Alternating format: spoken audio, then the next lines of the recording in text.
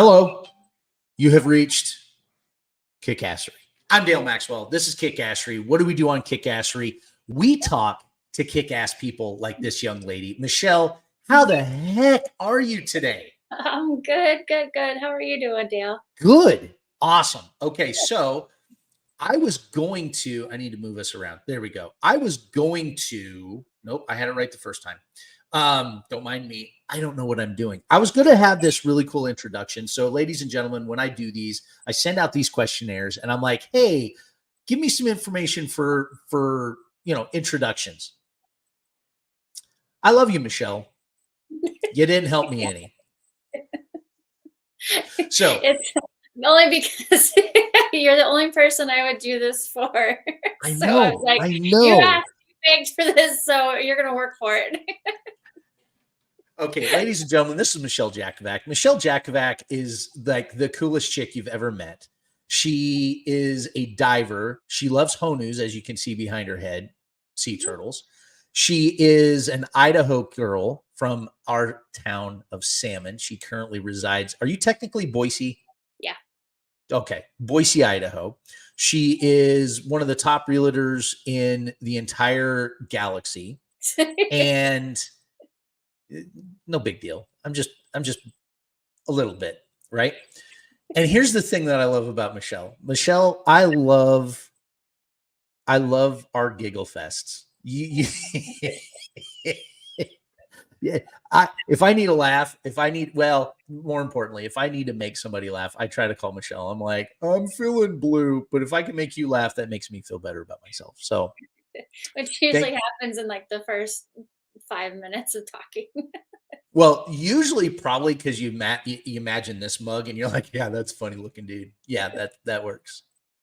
So Michelle, it's been a minute. Can you believe since the last time you graced us on this format, it's been over 5 years?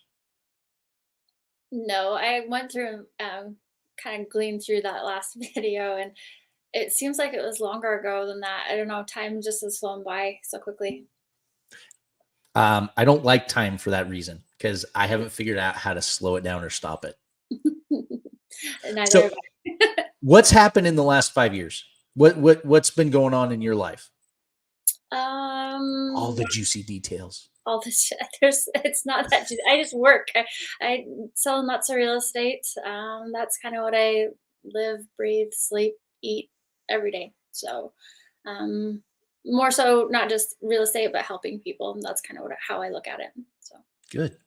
Now you've been to a few places, you visited a few places, you love going to exotic places for your vacations. mhm. And what got you into diving? And just prior to this, we were just having a conversation about diving. And so that's going to be part of the conversation here too. What got you into diving? How did you go from Salmon, Idaho to diving all over the world?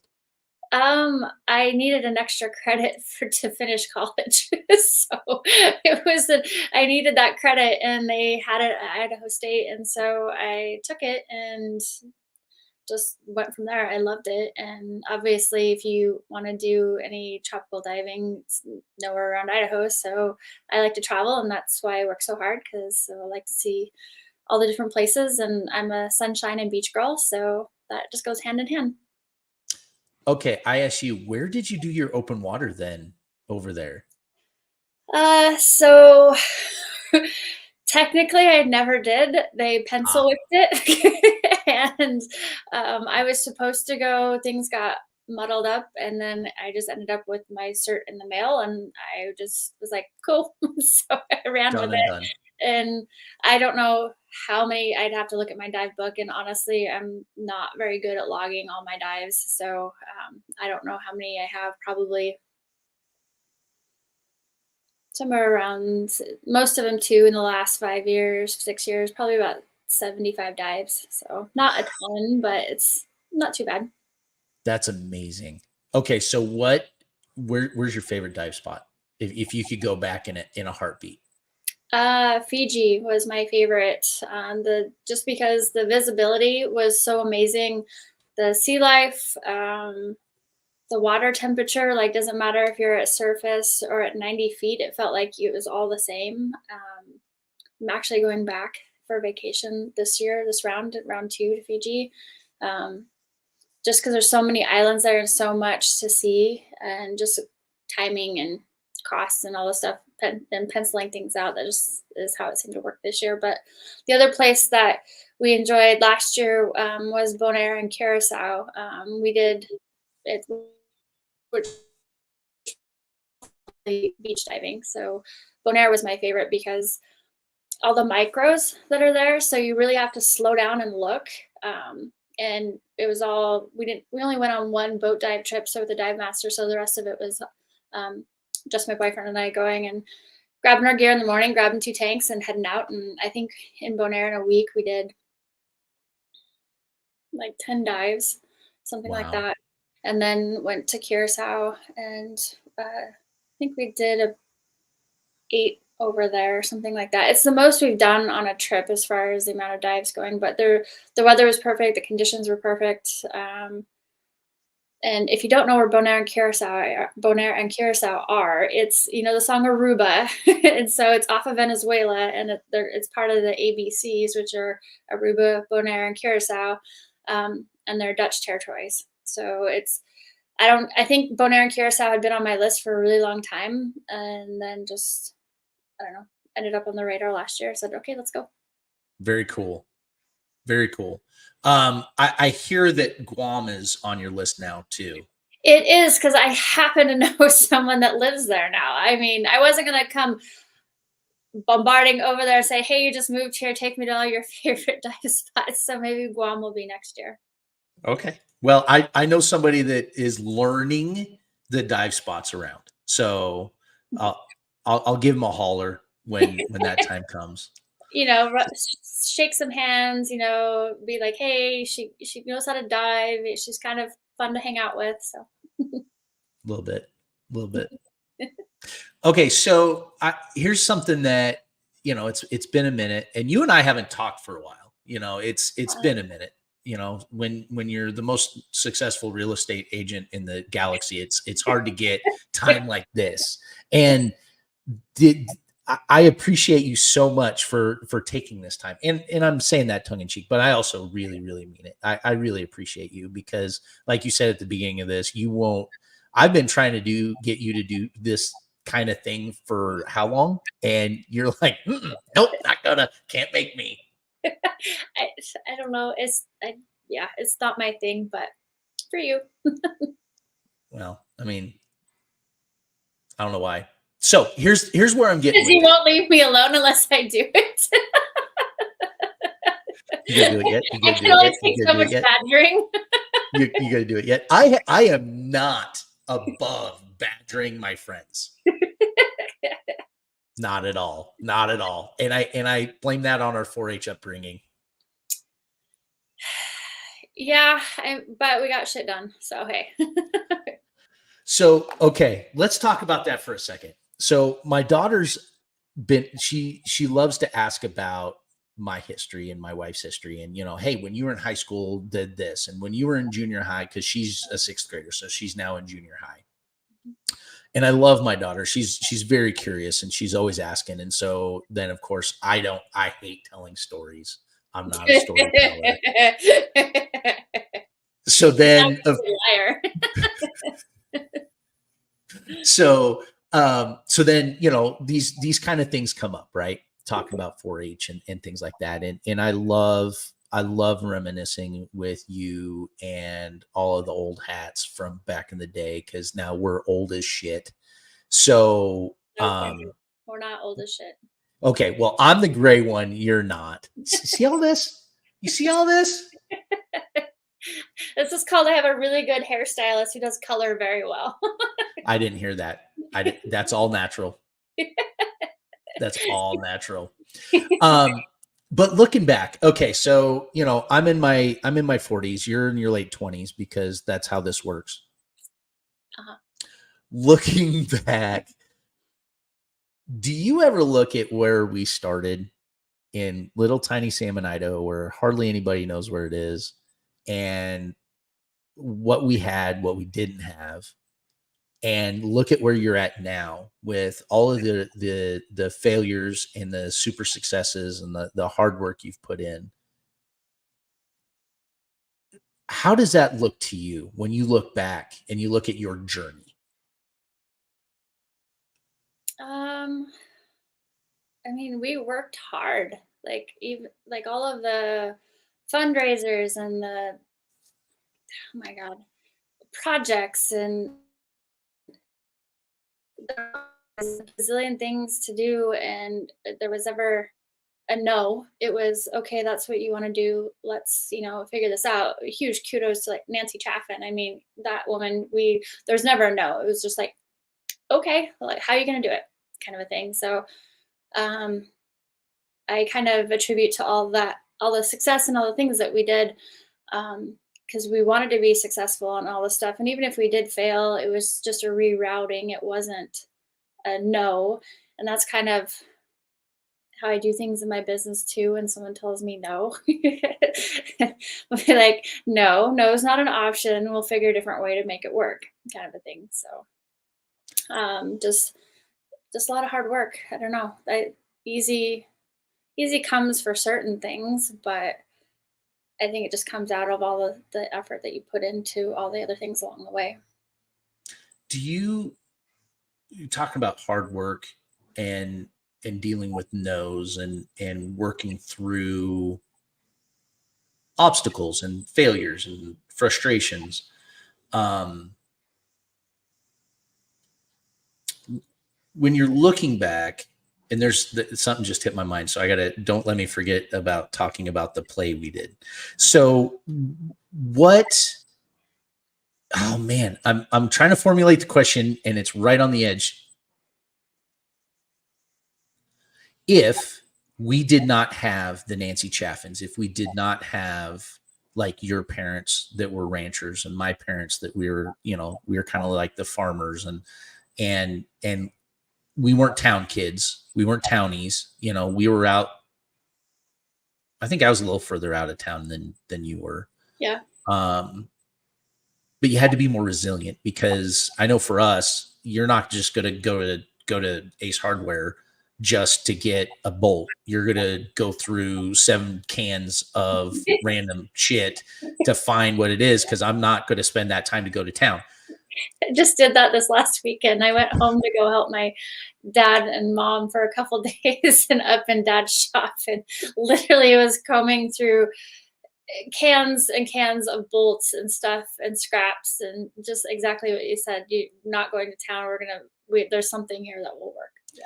We're going to redneck this thing. We're going to Yeah. redneck engineer it, and we're going to figure it out. And I'm a big proponent of redneck engineering.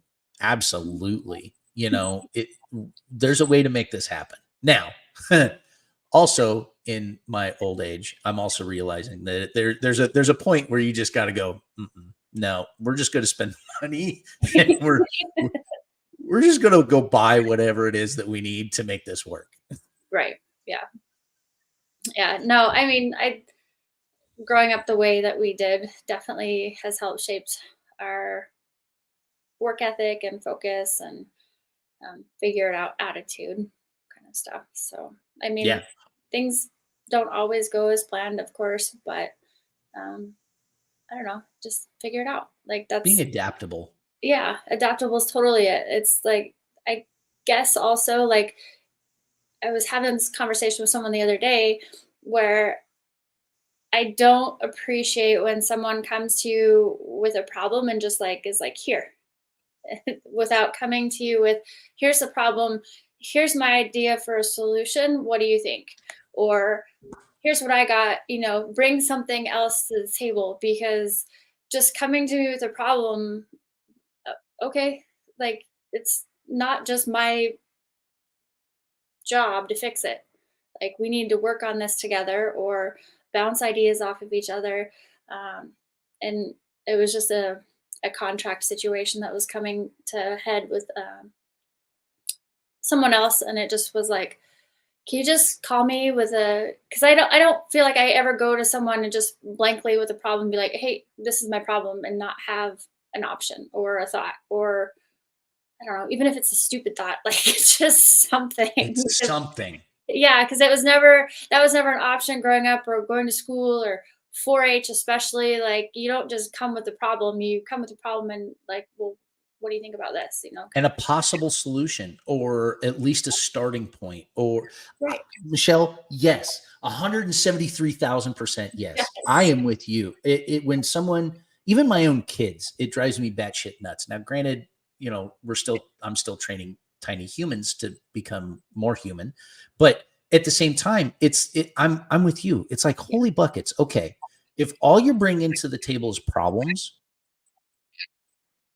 okay, that's great. You're identifying problems, but that's all you are at this moment, is a problem finder. Right. Yeah.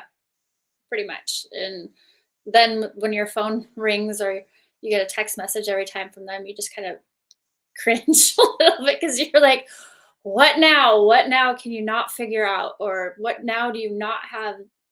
I know you've not even tried to think about it for like 2 seconds. It's just there was no filter from your here to here, and it's just falling out of your Yeah. word hole. Yeah. Yeah.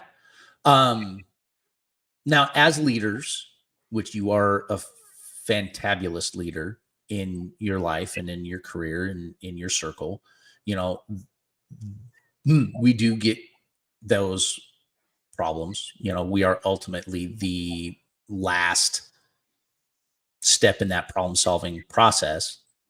And it's a balance. Something that I'm working with, like with my coaching my soccer kids and whatnot, is finding that balance of, yeah, that's a problem. Now, what's your idea solution? And finding a balance to not just shut them down, but Yeah. to go, okay, this needs to be the process. This is the expectation. And then, build that into them. But I don't think everyone has been taught that No. or experienced that. Yeah. I mean, even like if it's something contract wise, I obviously I live breathe real estate, so this is all where it's coming from. If like I have an issue that I need to mull over, or my clients come to me, or working on something, I'll be like, let me go mow the yard. Let me go do something mindless and let it roll around up here for a bit, and then I'll figure it out. Kind of thing. It's not just an immediate response because there's probably another issue with your response that you were like, oh, no, that's not going to work. What about this? And then by the time I'm doing some mindless task like mowing the yard or doing laundry or something, then I'm like, got it, or this Light sounds, bulb. yeah, yeah, Isn't it amazing how sometimes there's some things that just click quickly and you're like, oh, there's the solution, or at least a solution to get us through the situation. And then we can pick up the pieces later if we have to. right. Or then there's other things where, like days later, and it's an epiphany. Yeah. Or it's like, oh, I should have done that differently. You're like, that wasn't necessarily completely wrong, but you're like, next time, okay, that could have worked out a little bit better. So, That's like the majority of my life right there. Yeah. I'm like, yeah, should have done that differently. I think the older we get, there's more of that. Yeah. Yeah. Wait a minute. You're not getting older, remember? No, I'm in a time loop. Okay. So I got to loop back for a second. Okay. What was the name? Because you have a much better memory than I do. Mm-mm. Because my daughter asked me about, have you ever been in a play, or have you ever done anything like that? And I was like, yeah, as a matter of fact, we did one. What was the name of that? Who's on first? No. That was Daniel made, the one we did. It was that old Western one. The Western one. Yeah, I don't know. You're failing me. I this I don't have a solution for because I remember the play. I don't remember the name of it. I remember the second time we did it, you had that amazing ad lib. Ad lib? That was that. Yes, that's what I meant to say. Thank you. The faux pas. I Don't get your panties in a bunch. I could see Nancy's face. So, but okay, so here's something for me on that is going into that, I was not happy because I didn't get the role that I wanted. I wanted to be the good guy. Mhm. I wanted to be the good guy. Who got the good guy? Now, of course, as youth, we think inaccurately. I don't know. But I was super upset with Nancy, who was, of course, directing it and running it and everything. And I was like, well, she's playing favorites because her son got this part I wanted to get. Right. And so instead of getting the good guy part, I got the bad guy part. And I'm like, I don't want You to had be the the bad bad guy. guy face. Yeah. I don't want to be the bad guy. I want to be the good guy. But it was so much fun. But it was so much work. Yeah. I remember, Holy, like, rehearsal after rehearsal after rehearsal after rehearsal. Yeah. we worked on that because we worked on that for months. And we did it for a fundraiser Was for it us to, for Iffy? was it for Iffy for Albuquerque? Might have been. We did a lot of traveling fundraisers. I think that's also where, like, the travel bug started to was through all this traveling we did for the Builders Club in Albuquerque and Memphis and DC and everywhere. You went Getting to through you went to Paris, France, yeah. France on a exchange program. Yeah, I went to go ride horses for, was it 8 weeks, something like that. So, Horrible, horrible. well, honestly, it wasn't the best experience ever, but at the time I was supposed to go some other country, I don't remember. And then like 3 weeks prior to me getting shipped out, they were like, "Oh, they're not doing that program there anymore. You're going to France." And then I didn't speak French, um, and I got stuck on a plane with a kid out of Atlanta, Anthony. We're still really good friends, actually, and we got shipped over. And then when we got off the plane there, the lady that met us at the airport put Anthony on his train. She put me on the train. She told the guy next to me to tell me when to get off the train. And I barely made it off the train because was trying to get my luggage and get out, and I was jet lagged. And the host family picked me up, and then I basically slept for 24 hours. And then they woke me up, and they're like, "Oh, you can't stay here anymore. We're too busy with work, so we're going to give you to this other family."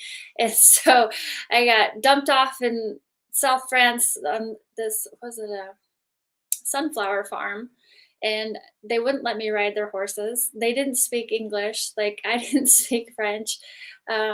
I remember, like, I gave it a few days and I was like, I don't know that anyone knows where I'm at, actually. And so I ended up using a phone card and calling, and I forgot it was 4th of July, called my mom at the vet clinic to be like, "Hey, somebody needs to figure out where I'm at."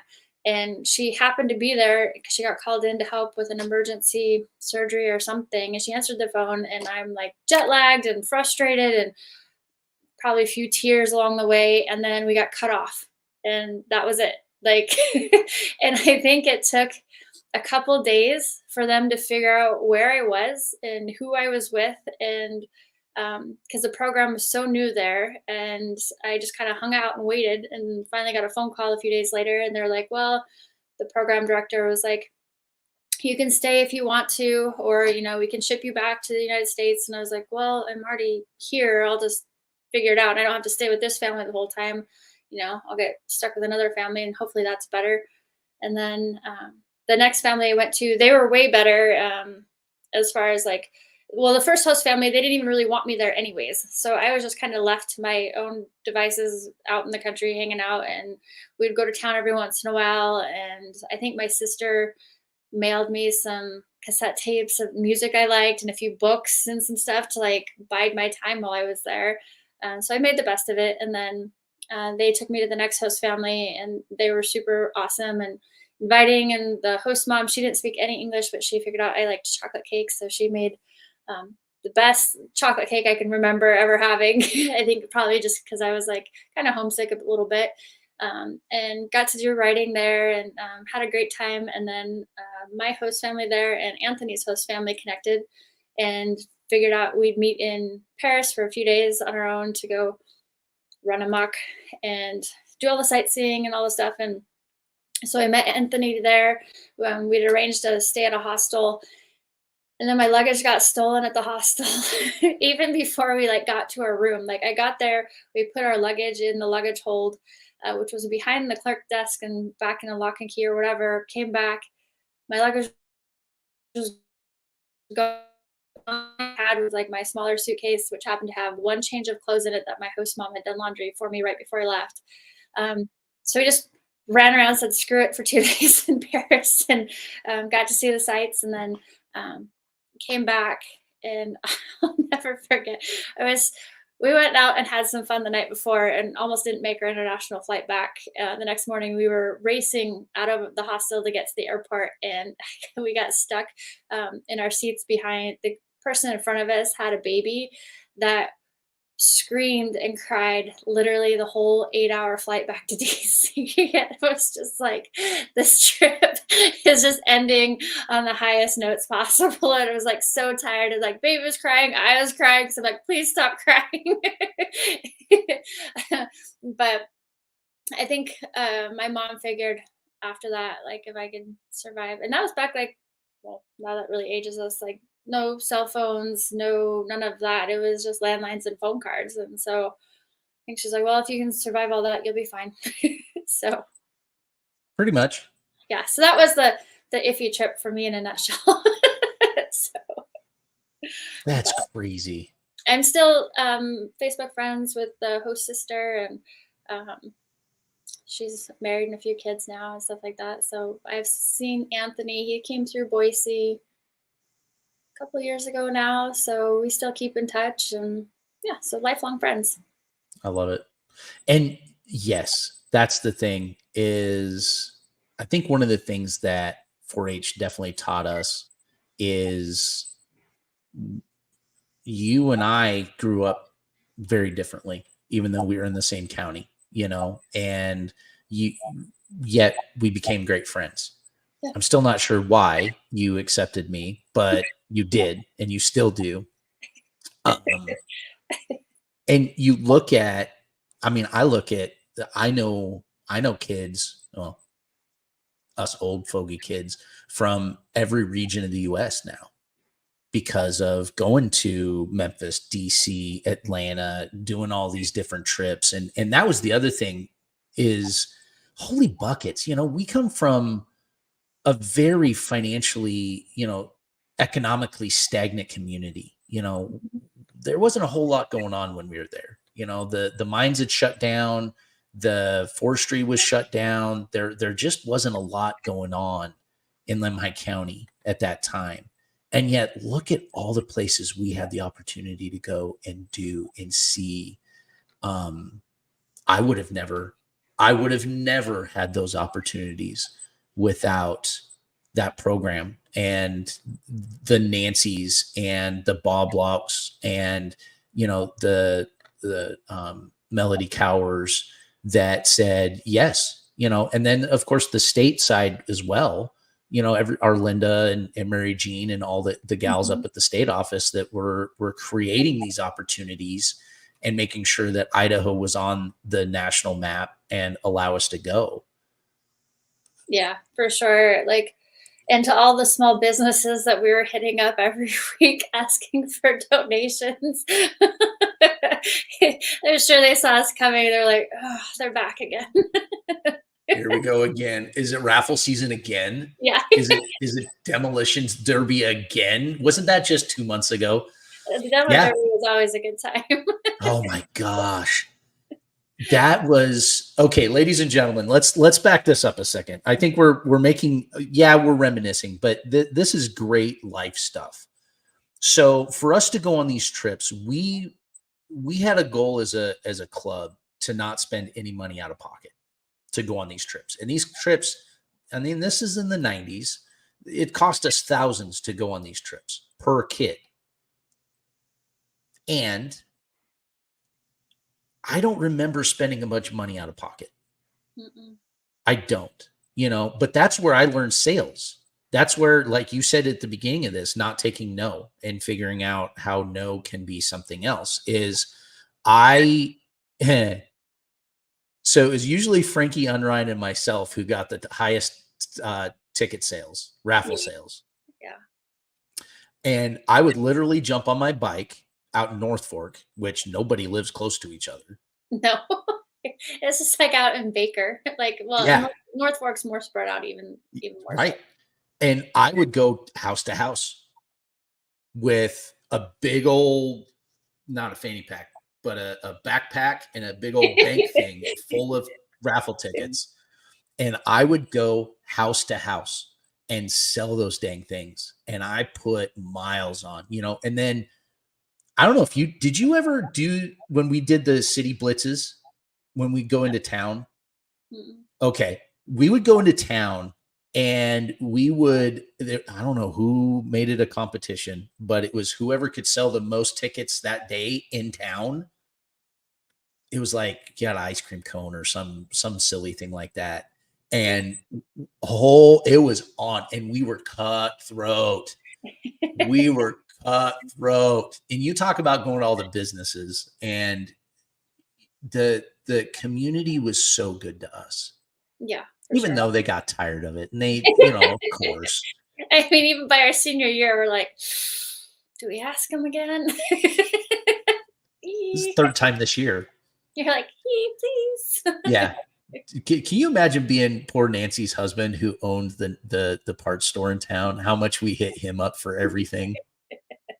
Poor Tom.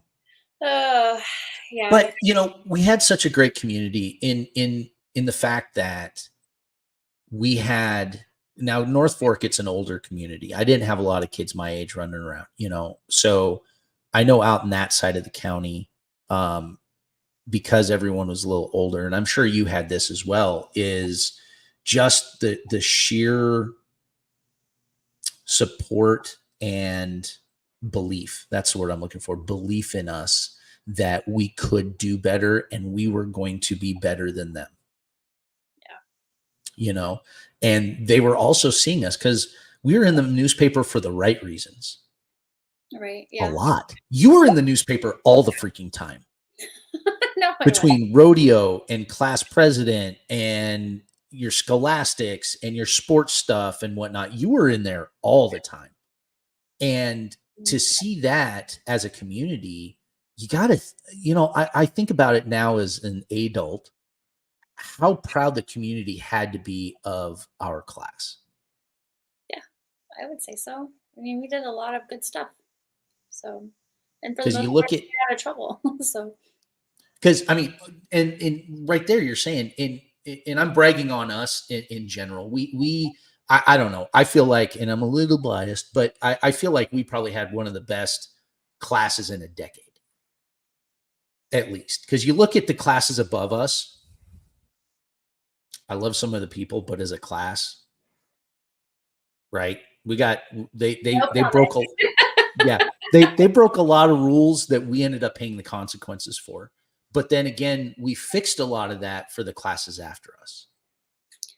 I think too, like with the 4-H stuff, like as far as the teachers and stuff, I remember too, like had a lot of trust in us, like because we would just leave all the time for stuff, and it wasn't like we were necessarily playing hooky. Like we really had important things to be doing, like besides class. Like we had. You remember volunteering up at the Brooklyn? And do you remember the pizza in the bag project I did? No, I don't. It was um, it was a super simple project, and it was I don't know. I think it was just trying to teach kids like basic cooking stuff, and then also teach them more about 4-H and projects you can do in 4-H. And it's not just animals, and that a lot of people think that it is. And it was making pizza dough in a bag, so it was just basic ingredients, and then they cooked them in the cafeteria, and then the kids would, we got to eat with the kids and stuff like that. It was like doing things like that is what we were, getting out of class for, stuff like that. Or there's a couple other ones I don't remember, hopping in that little Ford Ranger I had and zooming around and doing projects and all the good stuff. So yeah. We all had some amazing jalopies I was thinking about this. Was it you that we were? I want to say it was. We were in someone's car and something going fast around the corner. And did you like almost fall out? Yeah, and you saved my life. I did. That was in Boise. We were in Swain's car. Yes. His 70, what was that? A 72 Dodge Dart, and there Yes. was like 17 of us crammed in there. This Yeah. was in college era. And I can tell you exactly where we were at. We were heading south on Vista on that really wide open corner going to the left Yeah. from downtown or from Boise, BSU. And yeah, somehow I didn't latch the door or something, and he swung left and I went right, and you grabbed a hold of me and kept me from falling out. For whatever reason, that memory popped into my brain this weekend, and I was like, I'm pretty sure that was Dale. I was like, I want to confirm that. And then you proceeded to beat the shit out of me for the next 5 minutes, thinking that I did it on purpose.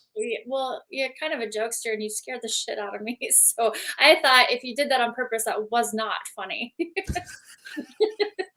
And I was going to beat it into you that it was not funny. I would never do something like that. I didn't do that on purpose. No, I did not.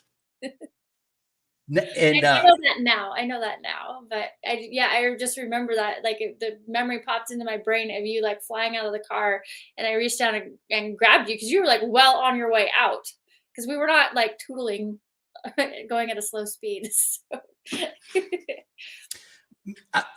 and that memory unfortunately brings up other memories of close calls that I look back and I'll speak for myself. There's a lot of things that I should not have lived through from our adolescence. And I can only think that there was divine intervention in some of it. And what's dumb for me is I can't even blame it on alcohol or anything. It was just dumb redneckism of me being dumb. And it's fascinating to me how we did things and had so much fun, and we did not get hurt bad or Like it hurt bad. Maimed, dismembered. it's a flesh wound. But being, and now that I'm a parent, I think about that too. I of course I think about life different once you become a parent, and I look at it and I'm like, my kids are nothing compared to what I was at their age, and it's a different world though, too. It's a completely different world because our parents were like, I don't want to see you for another 6 hours. Yeah. Get the hell out of. Talking to somebody about that too, like go out and play was like, but go get your horse and go disappear for like 5 hours. Like I don't want to see you for 5 hours. You need to go do something outside. And living on a ranch, it was like, and go do it far away. Yeah. Don't get hurt, and don't get bucked off, or don't roll the four-wheeler. You had the list of don'ts, and then it was like, bye. And then if you did do any of those things, you worked like hell to cover it up. Yeah. So then that way you didn't get found out. Yeah, for sure. That's when you learned how to fix things, sort of, so that if something happened, like say the four-wheeler or something, and you fix it enough so that when Dad takes it out the next time, he thinks he did it. So.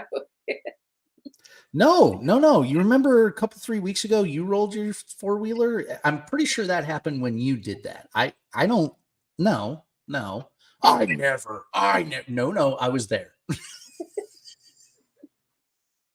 But in moving forward, taking those life lessons and being challenged, Michelle, being challenged, having our parents challenge us with having that freedom, having our leaders challenge us with things that we never probably think we want to do, or B, we want to do at all, actually, and being almost just left out there to fail. to figure it out. Yeah, I was And just that, like fail-ish, like yeah, figure outline, yeah. yeah. And to go through that process, and you and I tell the story all the time of, you already mentioned it, like Nancy and 4-H and some of our high school teachers as well, where we're like, hey, I've got this idea. Awesome, go do it. I don't know how to do that. Go figure it out. Yeah. And then if you can't figure it out, then we'll figure it out together. But until that time, go do it on your own. And it's like we a lot of times, even as adults, if we put that challenge to people and they just go, well, then I'm just not going to do it then. If Yeah. I'm not going to have the help, if I'm not going to have the resources, if I'm not going to whatever, fine, I'm just not going to do it. We either one of two things, pardon me, that I'm trying to think of as in our youth is were we just dumb enough that we didn't know to say no, or is it a combination of that and we knew that we had the backing from the people, we just had to do the work first. We had the support. Yeah, I just felt like it was, I don't know, you just figure it out. Like it's the whole same thing, like problem and solution. Like you take the time to figure it out, or ask a friend, or put heads together to do something. It just was never like well, I don't know how to do that, kind of a thing. Or well, God forbid, you never said I'm bored, or to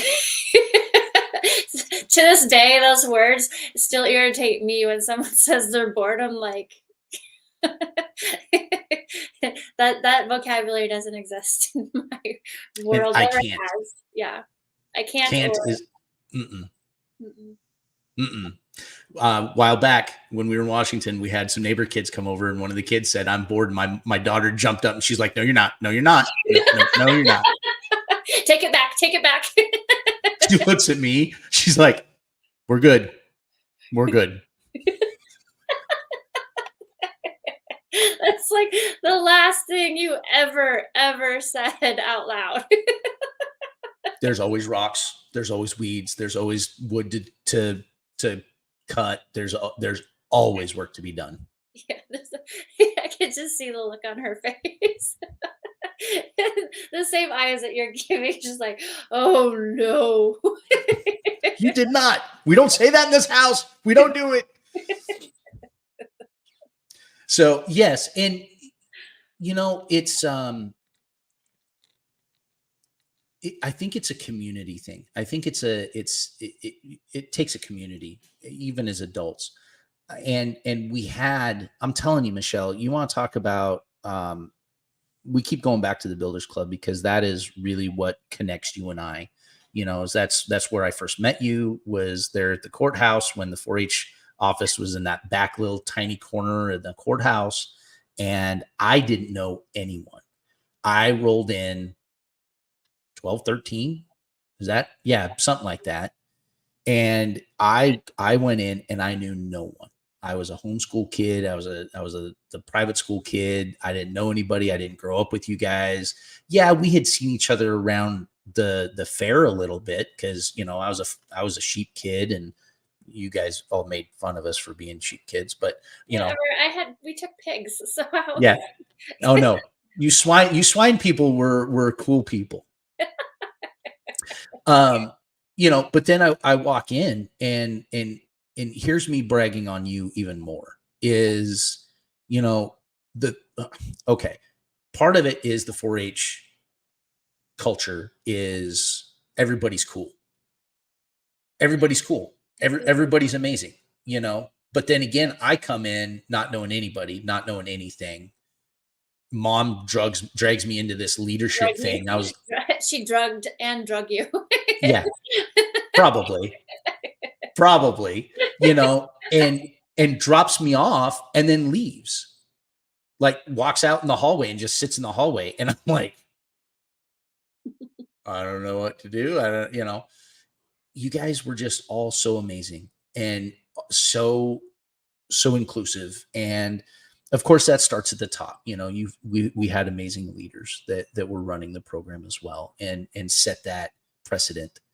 But then moving forward, of course, you go from that junior high to high school, and of course, life changes. You know, we all find different niches, and we all find different things, right? And even through all of that, just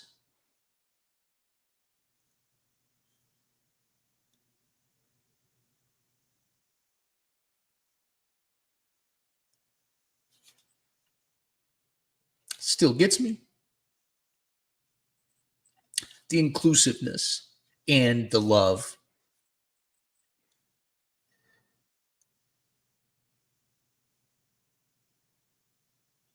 is incredible and amazing. Because here's the reality: is at that time, and I'm saying this with love. You know, you were absolutely part of the cool clique. You were the sports kid. You were the rodeo kid. You were definitely that cool clique, that cool kid. And you know, I was. Let's just be honest. I was the dumb, loud, stupid kid, and it didn't matter where we were at. There were still hugs. There were still laughs, even though most of your clique was like, "Yeah, that guy, whatever." You know, you're like, "Screw you guys. That's my boy. We're gonna go do whatever." Right? We got you shit know, to do. we got shit to do. You know, and we got work to do. We got a float to build, and nobody else is doing it. So we're gonna Oh my go get god, that all the done. floats. Oh my god, all the floats. Oh. You want to How talk about work? oh my god, I forgot about the floats. I think yeah, I blacked them out on purpose. The I don't know, like, just all of the honestly, like, all of the 4-H stuff that I've ever did, all the projects and stuff like that, Builders Club and all of the stuff that our little group did, like, successfully and some of it not so successfully, was just, like, the best. Like, we had Yeah, so much fun, and we, all got along, but it was kind of like the adult part of it too, where we didn't get along, some parts, but we're still okay to like say that instead of just being, yeah, the fake or ignoring them. A kid, I don't know. I say kids, I don't have kids, but how you see people treat each other, passive aggressive or whatever. It was like, no, somebody's here. calling them out, calling them out and being like, hey, yeah. it doesn't work. Sorry, let me shut the door. No, you're all right. Her kids were talking. Yeah, my kids are letting me know there's something exciting outside. Apparently, But probably the Amazon driver. probably, but it was okay for us to say, listen, you're being an asshat. Yeah. Pull your head out. Or Dale, you're being whatever. And I'll go cry for a minute, and then I'll be okay with it. And but that next time we see each other, it's like, all right, we're cool. There was a few times when things went super sideways, and we worked it out. Yeah. Quiet. My mom. See?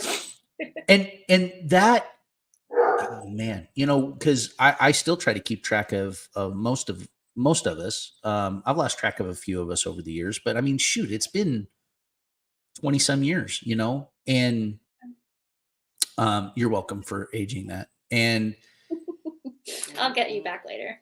I know. But then moving forward, I think that really, man, I think it really instilled in us that it's okay to be honest and real and say what needs to be said. But I don't know, Michelle, I feel that if we're saying it with love and we're saying it with the right intent, I think intent is gone out the window for too many people in society right now. Then it's what is needed. Yeah. And we learned that the hard way. Yeah. For some of our stuff, because we had loss. I mean, we it wasn't all peaches and cream. No.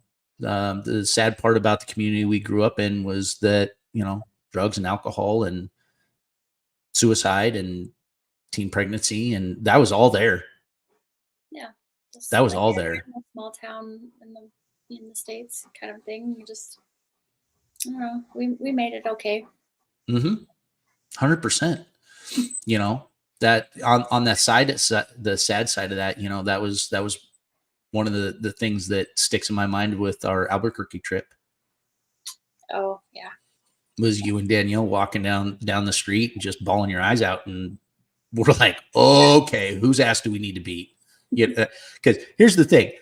Of course, that's the first thing that pops in mind. I was like, okay, if these girls those boys are they're already messed up because these girls don't screw around. I'm more afraid of Danielle and Michelle than anybody else physically in the world anyway, because they're gonna whoop ass, But growth happens on the positive side of life, and it absolutely happens on the hard side of life too. And it's easy for us to, and I'm not trying to bring us down, but it's easy to reminisce about the good things and the good times, but it's also, I feel it's super important for us to remember the hard times and to know that we made it through, and it sucked, and we learned and we grew on the backside of it. And that's now that our class reunions are, we've lost more classmates than I want at Yeah. our age, but that's life. And anyway, so let me turn this around a little bit. I was What's trying to the get something funny to make you laugh. I was drawing a blank. Sorry, I failed. you suck. Next 5 years, like it's been 5 years. What's the next 5 years bring for Michelle Jakovac?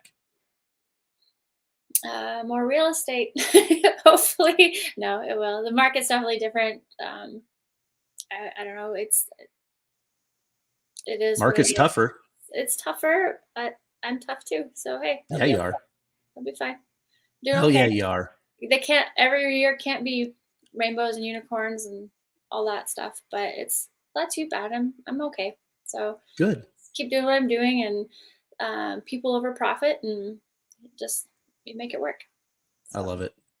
I love it. but other than that, like travel for sure, just depending on how things are going on in the world, obviously, and um, that's why I work so hard. That's what I save my pennies for are, a big trip every year or, a couple little ones and go do stuff, see the places that I have on my map that are marked and, check them off. And people are like, what's on your bucket list? And the bucket list is so big. So you just gotta like tick them off here little by little. So I don't, um, maybe, I don't know, scuba diving in the Maldives or the Seychelles is like way up there. So, I love it. but those, we'll see how it goes. I don't know. I put them. So I started doing a couple years ago vision boards, and I was never that person to do vision boards. I don't know what inspired me or broke me down one year to decide to do it, and I did one, and I liked.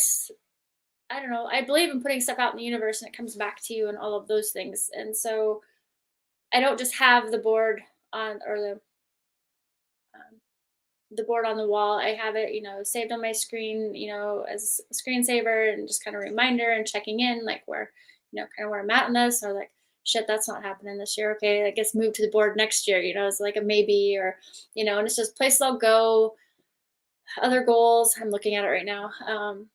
Community, work goals, personal goals, improve myself, that kind of stuff. So, um, I put last year, I think I had put Bonaire on the board, and then that happened. So obviously, keeping that at the front of mind. Volunteer wise, last year, 2 years ago, was Cake for Kids, where I volunteer bake for Cake for Kids. How that works out is, I honestly, I was looking and I put it out in the universe that I wanted another community um, volunteer opportunity, but something that I could kind of work into my scheduling, not like it's like every Tuesday at this time kind of a thing. So, and I'd quit baking for a long time. I don't know what happened. Something, I just stopped. And so that came up, and I saw it on, I think it was New Year's Eve a couple years ago. And so I was like, that's it. That's my thing this year. And so the requests come through the portal, and then you get, age, to make the cake age appropriate, as far as like, where it's a 3-year-old versus like a 14-year-old, and a theme and a flavor, or it's cupcakes, and it's not just birthdays. It's, maybe they had some big test that they did well on, and it was for that, or graduation, or there's different, avenues that can go down. And that's been really fun to do. So I get to pick and choose those as they come through. And I think last year I baked for 12 kids. So I try to do it once a month. I've got cupcakes due next week, and they're for a little guy, and he asked for a Batman themed cupcakes. So I saw the theme come up, and I was like mulling it around. I was like, okay, I'm in. And so I picked that one. So I'll be doing those next week. And then I am Batman. Yeah. So those have been really fun to do, and challenging also, because at the back of my brain, I'm like, I don't want to ruin this kid's birthday. Like, what if he hates the cake, or what if it tastes terrible and this cake failed? And I mean, Brett, my boyfriend, he's like, you put so much pressure on yourself for this. It's like, I'm sure it's amazing. And I was like, it's not up to here. My level, it needs to be here. And in the end, they're all fine. Everything's great. We do get feedback, and as far as I know, no one's died from eating my cakes, so we're okay. But this just in. I knew you were gonna do it. Don't. So yeah. So things like that, and then I used to crochet. This is like becoming my grandmother, baking and crocheting. I used to crochet because my grandmother taught me how to. And then I was like, this year I was like trying to think of like something else I can do. So I think I'm going to try to maybe do a round of beanies to donate, and crochet a bunch of beanies. It's kind of on the board for this year too. So I love it. And especially because, well, it's getting colder now, so I better get on it. But yeah, so vision board stuff, and that's kind of where it's hard for me to think 5 years, like, because so much can change. So Yeah. that far out, and then I just start spinning on what ifs and all the stuff, and then it's like whenever you have something that's super overwhelming as a project, or in school when you had like a major thesis or anything due, like you just have to chunk it down like piece by piece, and you have to enjoy the journey, not be so concerned with finishing the whole project. Amen. Like enjoy the pieces along the way. I can like same thing applies to, like, if I've had like massive backyard awful landscape things I've had dealt with or redone myself and doing things, and you sit out there and you look at it and you're like, this is gonna take forever, and they're like, nope, enjoy the journey, like do the pieces, like it's not about getting it all done, because then what? It's just, work through it. And then of course, as you're doing it, other things come out of it. So that's where like the 1 year and the shorter goals are easier for me to kind of focus on. Okay. I like that. Yeah. I like that. So, okay. So let's look back. What piece of advice would you give your 18-year-old self? Oh, I actually thought about this the other day too, and I don't know what sparked this thought. There's a lot I would tell myself.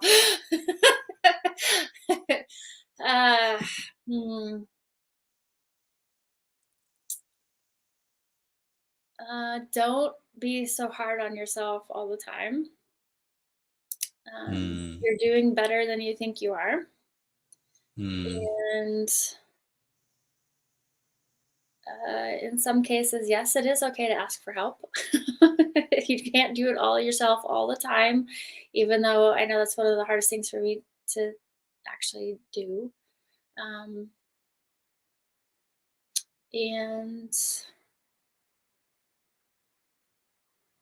I don't know, gosh, probably those two things. I don't know, just at least that I'll say out loud anyways. Fair enough. Fair enough. What about you? What would you tell your younger self? Oh, geez. I don't know. Patience. Mhm. Because I'm not naturally a patient person. Never have been.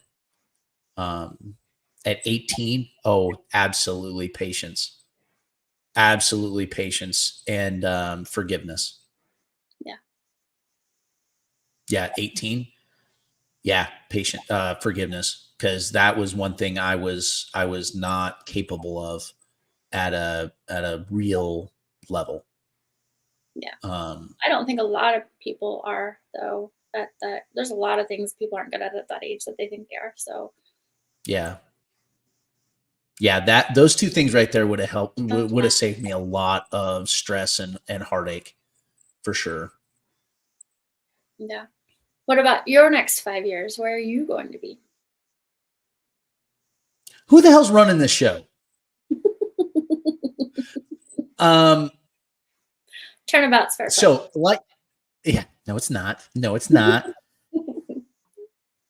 Like you being a military family, it's hard to do that 5 year big plan because every 3 years everything changes. Location changes, the work, the school, everything gets turned on its head. Um, Next 5 years, my hopes are to build this beyond what we're doing right now. Um, and and my hope always, this is going to sound foo-fooey, but my hope always is to, it's the right way to say this without sounding arrogant, um, is to leave where I'm at a little better than the way I found it. Mhm. And that's very general. I know that's probably not a proper answer to the question. But we're here for 2 years. So my hope is that I can do something here that makes some kind of a difference. I don't know. Yeah, I have no doubt that you will. No doubt. Well, I should rephrase that. More A people are gonna be positive. like, "Woo, Dale's leaving." Yep. No, Yep. no, no, no. Yep. A positive Yesterday when difference. you posted That's about leaving Washington and the kids at the school bus and everybody's sad and teary-eyed and, I highly doubt that would ever happen. So it'll probably be a lot of the same when you leave Guam. I appreciate that. I appreciate that. So that's my hopes. That's my wants. And of course, I have a hard time saying no. That No. that's tell me no. Um, so I'm already on the swim team's board. They needed a treasurer, so I jumped on, and of course I have a bad habit of not keeping my mouth shut. So I'm like, hey, we need to work on this, and we need to do that, and hey, what if we did this? And now there's a lot of work to do now. Because we're like, hey, what can we do to make this better? I've got some ideas. See, you're already doing it. You're already Yeah. doing those things. You're already making things better. Because Michelle, because of folks like yourself and the kids we grew up, and I have so many people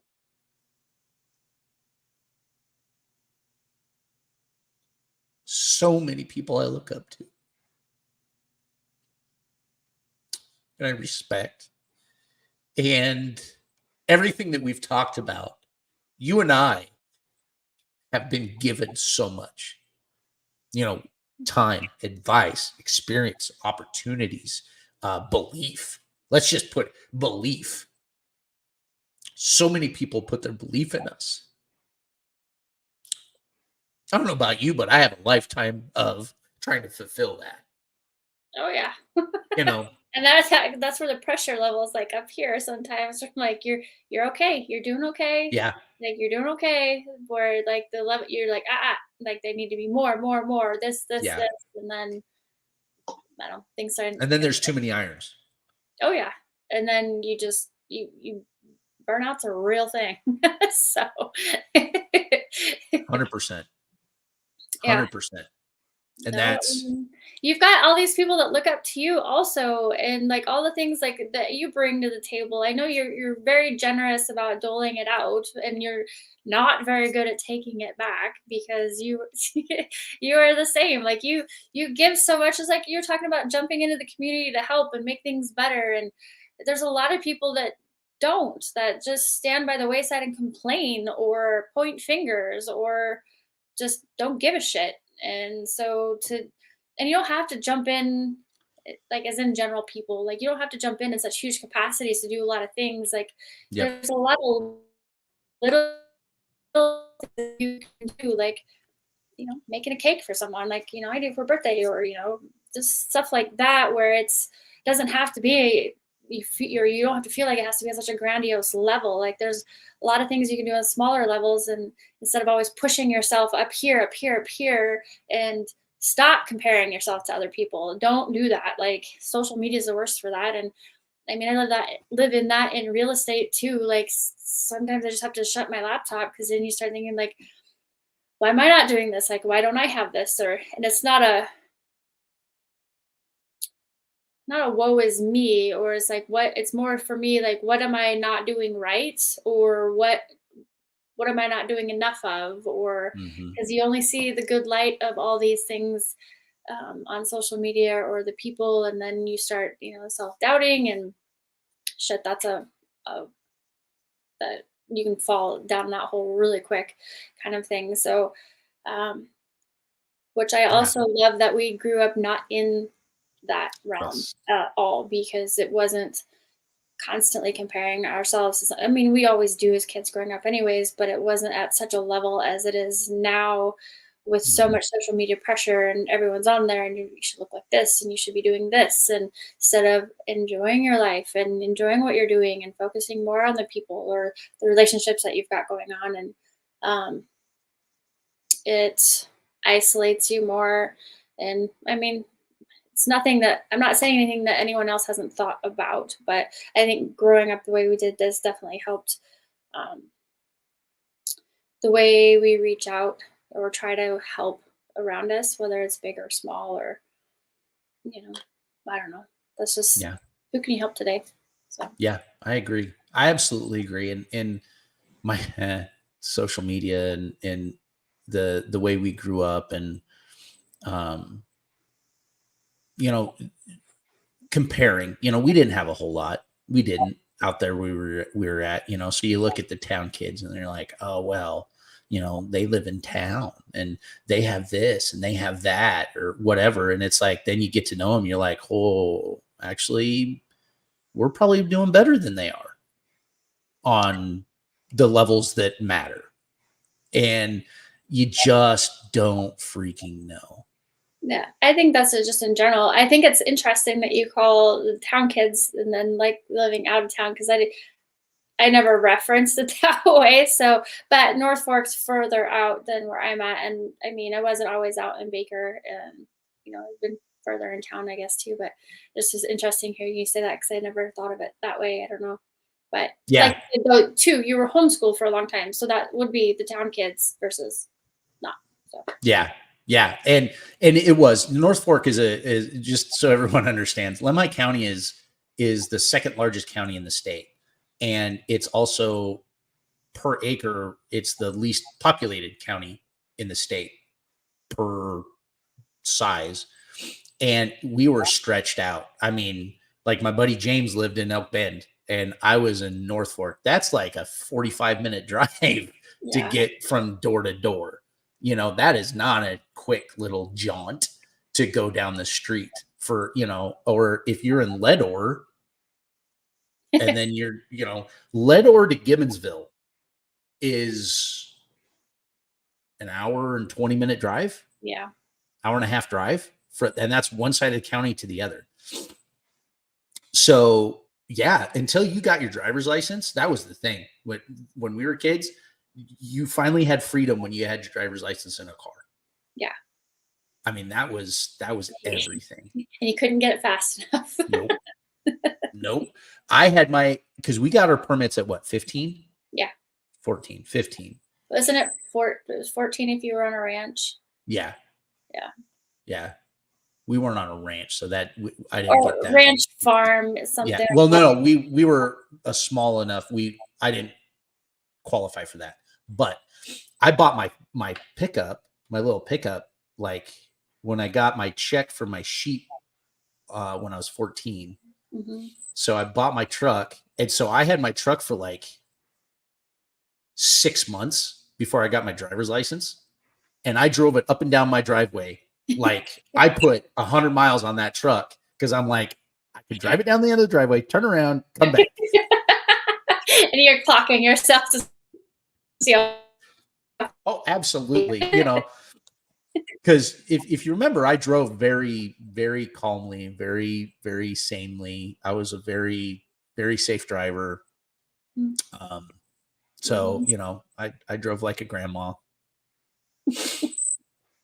you might now, but since you're getting up there in age. Okay, so funny thing about that, and then we need to cut this off. Funny thing about that. So the speed limit here on the island is 35 miles an hour everywhere. That is the speed limit. How so how because I haven't looked, like, how big is Guam, the whole island? 20, it's like a kidney bean. So it's shaped kind of like a kidney bean. And I think it's 27 miles long. And at the widest point, it's 7 miles wide, 8 miles wide, almost 10. So it's not huge. I think the population on the whole island's 170 some thousand Mhm. is the population for the island. But driving here is a trip because you have Chamorros, which are your islanders, you have your military folk, then you have people from the Philippines, and you have people from Japan, and you have that come here and drive. The speed limit's 35. You're getting run over if you're driving 50. And so I am the old grandpa. I'm trying to do the speed limit. I'm trying to set the example to my kids that this is what you're supposed to do. But if you're driving 40, 45 mile an hour, you're getting past like you're standing still. So, and it's funny. So sorry, this brought up another thought. The whole driving like a ass hat versus, having the ability to do something doesn't mean that you have to do it all the time. Right. And with driving, I always think back to NASCAR driver. I'm trying to think who it was. I think it was Dale Jr. When it comes to driving on the streets, he was one of those that just drove the speed limit everywhere, uses turn signal, everything. But as soon as he got on the track, he was a different cat, right? He let it out. And there's a quote that Joe Rogan likes to use, and I can't remember who said it. And this was like Aristotle era quote that it's better to have a warrior in the garden than it is to have a gardener in the war. Yeah. You, my friend, are a warrior in the garden. Thanks. Because I want you on my side, regardless of what it is. Because you've put in your time, you've done the battles, you've gone through incredible personal growth and professional growth, and you are living a life that I remember having this conversation with you 5, 6, 7 years ago that you didn't know.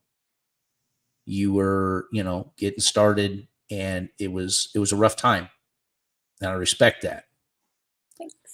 You have battled it, and you made a decision. I remember this very distinctly. You said, because I asked, so real estate, is this something you're dabbling in? And you said, no, I have chosen this. This is what I'm going to do for the rest of my life because I've chosen it. Mm-hmm. Not because I want to, not because it looks good, not because I could because you said you chose it. Yeah.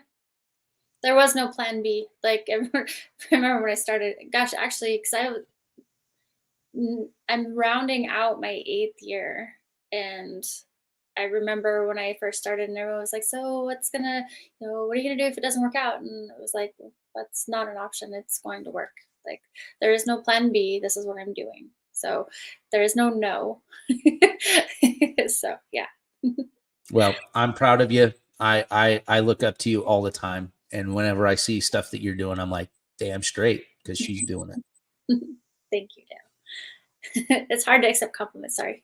I'm like, Yeah. But I don't allow you not to, I know. because we have that kind of relationship where I can say, just shut your face and say thank you. You're like the brother I never had. That's what it is. You're welcome. So, ladies and gentlemen, Michelle and I could sit here for another 2 hours and just bullshit. Yeah. Here's the thing. This is what we Easily. do. For sure. This is what we do. And I'm super excited. I'm so thankful that Michelle was able and willing to sit down and chat and whatnot. Michelle, stick around for a minute. I'm going to close this up, and then you and I always have a couple last things I like to talk to you about. Okay. Ladies and gentlemen, like she just said, this is what I'm choosing to do. This is my choice. There is no plan B. This is what I'm moving forward with. I'm super excited. There's going to be some announcements coming out in the next month or so, and this is going to grow and expand. I don't have all the answers yet, and I'm excited that I don't have the answers, because then it's the process. And I'm falling back in love with the process, and I'm becoming okay again. This is me being vulnerable. I'm okay again with not having everything figured out and just moving and failing forward. And it's people like Michelle that gives me the courage to do that, because not comparing, watching the growth, watching the success, watching the failures and the successes that come from failures. This is what it's about. And I love having these. So with that, please help this grow. Please help this become more than what it is. And I cannot do this by myself. So like Michelle said, I'm asking for help. I don't like doing that. It tastes bad, but I need help. I cannot do this on my own. I cannot do this solo. It's going to take all of us to do this, so that amazing, incredible, phenomenal people like Michelle can be out here and help us grow through their stories, their experiences. And besides that, selfishly, I get to hang out and talk for a while. So there you go. With that said, everybody have an amazing day. I love your face. I wish I could squeeze it. Bah.